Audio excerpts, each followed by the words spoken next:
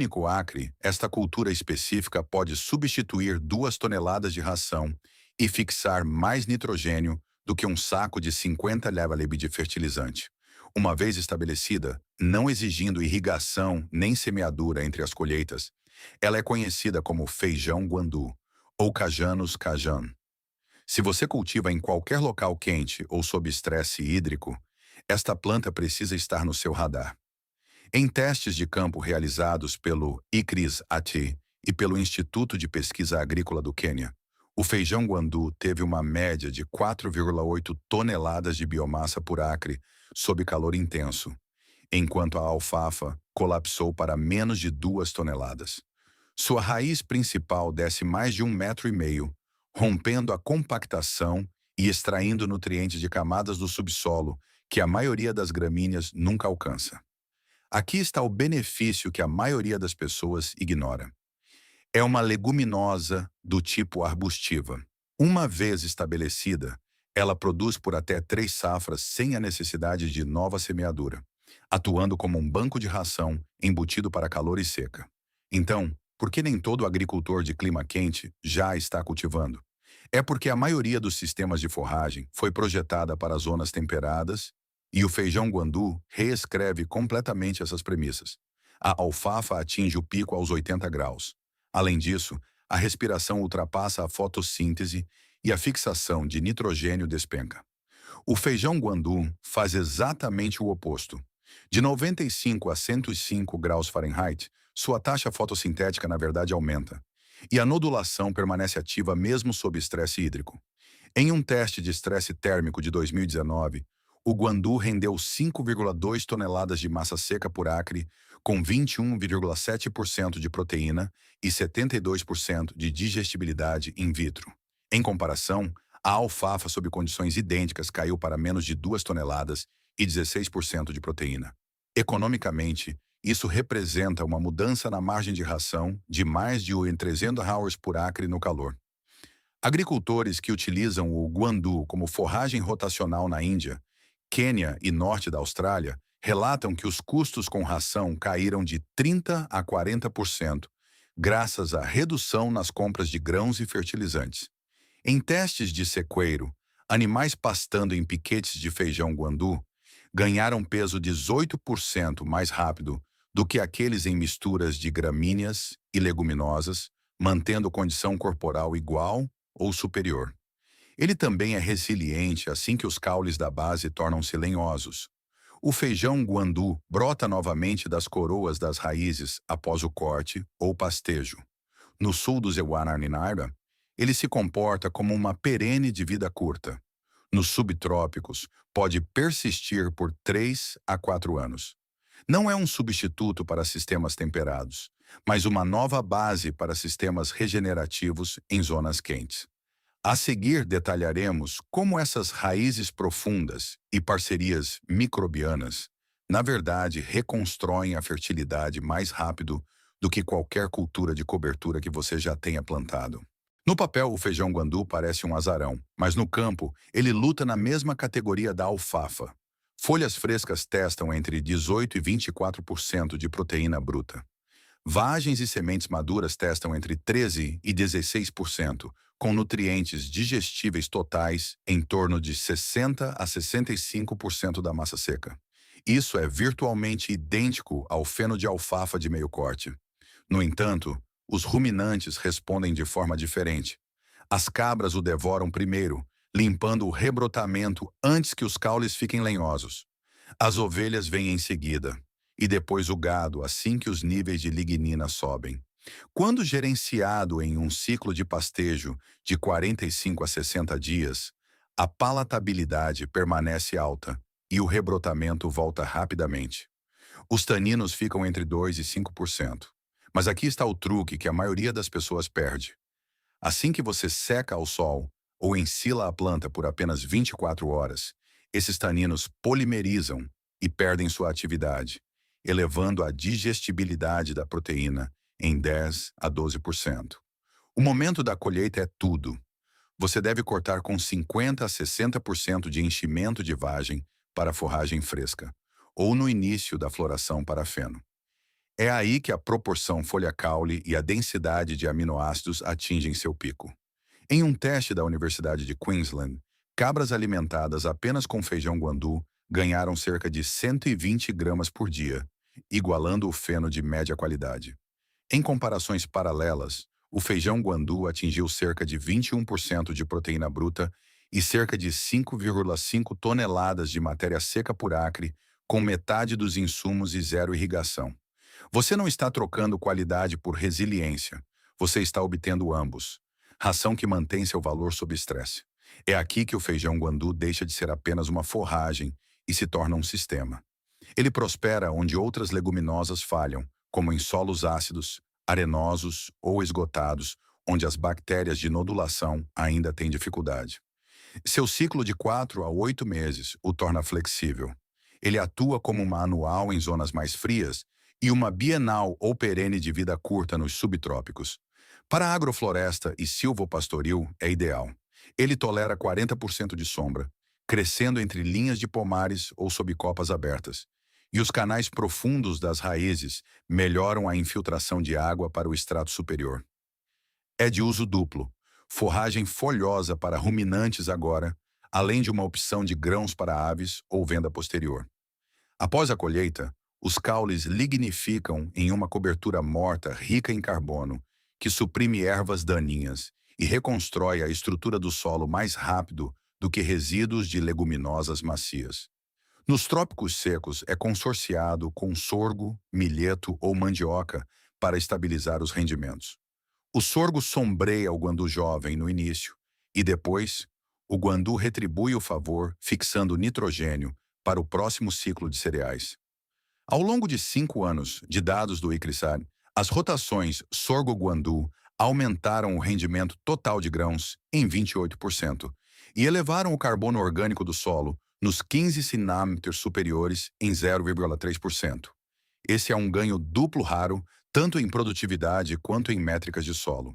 Este não é apenas um preenchedor de lacuna de rotação, é uma cultura de articulação regenerativa. Ele oferece ração, fertilidade e resiliência em um único pacote. Para sistemas regenerativos, o feijão guandu não é apenas uma cultura de solo, é um amortecedor de choque econômico.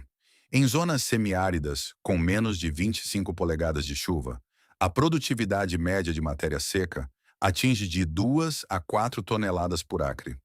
Em sistemas úmidos ou bem manejados acima de 35 polegadas, a produtividade sobe para 5 a 7 toneladas por acre, o que está no mesmo nível da alfafa fertilizada, mas a uma fração do custo.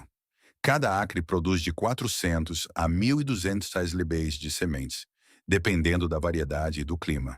Essas sementes testam entre 22 e 24% de proteína, tornando-as utilizáveis como ração para aves na fazenda ou vendidas como uma leguminosa de grão. Um fluxo de diversificação embutido que a maioria das forragens não pode oferecer.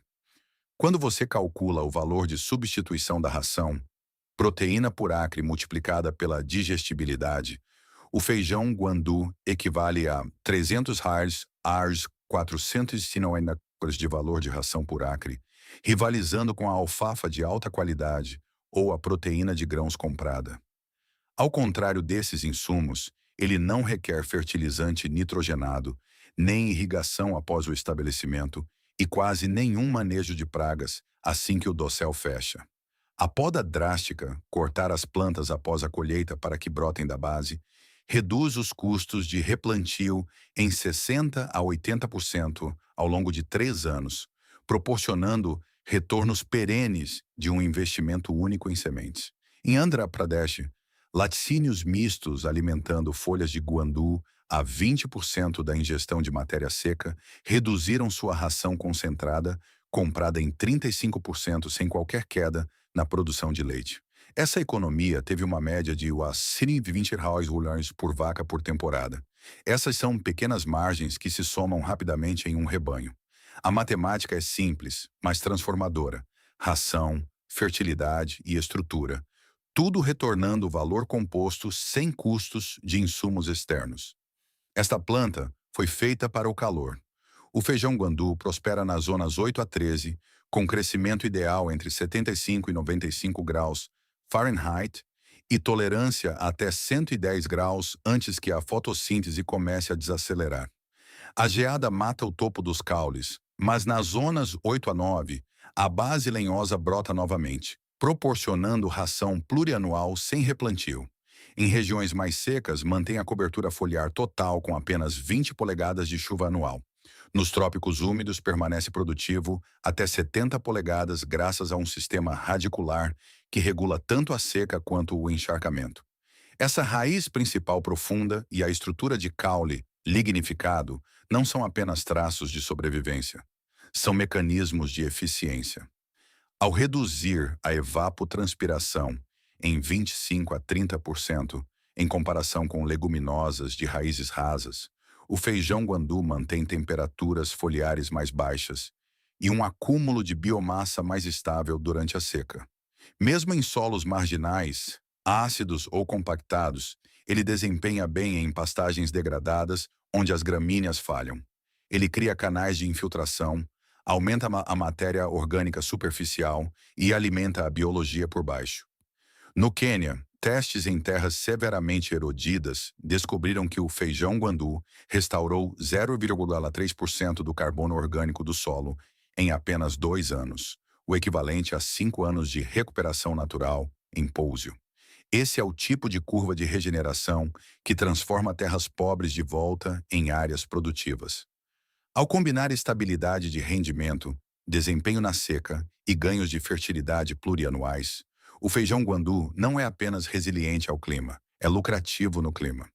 Todo sistema regenerativo precisa de uma cultura que dê mais do que recebe, e o feijão guandu preenche quase todos os requisitos. Sua fixação de nitrogênio não alimenta apenas a si mesma, ela compartilha com as vizinhas. Os talhões comumente contribuem com cerca de 100 a 200 ml de nitrogênio por acre por ano, atuando como um fertilizante de liberação lenta e cronometrado biologicamente. O dossel de sombra e a serrapilheira consistente moderam a temperatura da superfície, reduzem a evaporação e estabilizam o microclima abaixo. Ao contrário do trevo ou da ervilhaca, a serrapilheira do feijão guandu se decompõe lentamente, ao longo de 8 a 10 meses, liberando nutrientes de forma constante em vez de liberá-los todos de uma vez. Isso o torna um banco de nutrientes natural, mantendo o nitrogênio e o potássio disponíveis bem dentro da próxima safra. Os canais radiculares deixados pela raiz principal melhoram drasticamente a infiltração, transformando solos encrostados e compactados em camadas semelhantes a esponjas que retêm a chuva em vez de escorrê-la. Como companheiro de subbosque, o feijão guandu combina perfeitamente com bananas, mamões, moringa e cítricos, onde abriga árvores jovens, constrói o solo e, eventualmente, rende biomassa para cobertura morta ou ração animal. Agricultores que pastoreiam piquetes de feijão guandu relatam transformação visível do solo em apenas 1 ou 2 anos. Cor mais profunda, agregação mais rica e infiltração mais rápida após tempestades. Esta não é uma cultura de cobertura no sentido tradicional. É um andaime regenerativo. Ele mantém seu sistema unido enquanto a biologia se reconstrói. Toda cultura potente tem suas compensações, e o feijão guandu não é exceção. Primeiro, a geada. A planta para completamente abaixo de zero, por isso não é adequada para invernos rigorosos. Nas zonas 8 e mais quentes, a base brota novamente, mas em climas mais frios, você deve tratá-la como anual. Segundo, caules lenhosos. Após a floração, os talos lignificam rapidamente. A solução é colher ou pastorear cedo, ou podar drasticamente para forçar o rebrotamento macio. Plantas podadas produzem folhagem fresca em 30 a 45 dias e permanecem palatáveis por muito mais tempo. Terceiro, parcerias microbianas. Para a fixação total de nitrogênio, solos estéreis podem precisar de inoculação com a cepa de Rhizobium IC 325, originalmente isolada no sul da Ásia e na África, mas disponível através de fornecedores globais. Sem ela, você terá crescimento, mas fixação limitada de nitrogênio. Pragas podem aparecer, principalmente brocas de vagem e pulgões, mas o pastejo integrado ou o plantio consorciado com capim-limão ou manjericão repele a maioria naturalmente. Evite controles químicos. O ecossistema do feijão guanduna prospera no equilíbrio predador-presa. O mato pode ser um fator em sistemas não gerenciados, especialmente após a queda das sementes, mas o pastejo rotacional ou a poda gerenciada evita a dominância da ressemeadura e mantém os talhões produtivos. Finalmente, o superpastejo do rebrotamento jovem encurta a vida do talhão. Espere até que os caules atinjam a espessura de um lápis antes de colocar o gado de volta. Essa é a diferença entre um talhão de 3 anos e um esgotamento de 1 ano. Manejado corretamente, o feijão guandua torna-se um banco de ração vivo. Manejado incorretamente, ele se transforma em um arbusto lenhoso. Mesma planta, dois resultados. Globalmente, o feijão guandu está passando de uma leguminosa alimentar para o que a FAO e o CGIAR agora chamam de forragem climática de dupla finalidade. Seu papel não é apenas ração, é estabilidade climática em forma de planta. As redes de distribuição de sementes já estão se expandindo. Estações de pesquisa tropical no Havaí, Porto Rico e Flórida, junto com cooperativas regenerativas no Texas e nas Carolinas, estão multiplicando variedades adaptadas regionalmente para uso em forragem e cultivo em aleias. O interesse no sul do Cibor-Ceroá está subindo rápido. A Texas A&M, a Flórida e várias redes regenerativas estão testando o feijão guandu como um estabilizador de pastagens na seca. Um substituto para leguminosas de verão que estão falhando, como o feijão calpi e a crotalária. O nicho mais promissor nos Ilobuana Enon é a ração para aves livre de soja, além da cobertura restauradora do solo, com uma cultura atendendo a ambos os mercados. Testes da Universidade da Flórida mostraram que o feijão guandu, consorciado com Bahia Grass, aumentou o rendimento total de proteína em 27%, ao mesmo tempo em que melhorou a cobertura do solo durante a estação seca. Esse tipo de sinergia, maior proteína, menor insumo, é o que define os sistemas de forragem da próxima geração. É aqui que o futuro da pecuária regenerativa começa. Plantas que alimentam tanto o rebanho quanto a terra, mesmo sob calor, seca e pressão econômica. Se a alfafa tem dificuldade em sua terra, o feijão guandu pode ser a leguminosa que alimenta seus animais e seu solo. Você testaria o feijão guandu em sua fazenda ou já o está cultivando? Deixe seus resultados nos comentários. Vamos construir um mapa do que está funcionando em cada zona. Se este detalhamento mudou a forma como você vê o potencial das leguminosas resilientes, inscreva-se e curta o vídeo. Estamos revelando os segredos agrícolas que foram ignorados por muito tempo. Vamos cultivar um futuro mais produtivo juntos. Nosso próximo mergulho profundo nos tesouros escondidos do mundo será aberto em breve.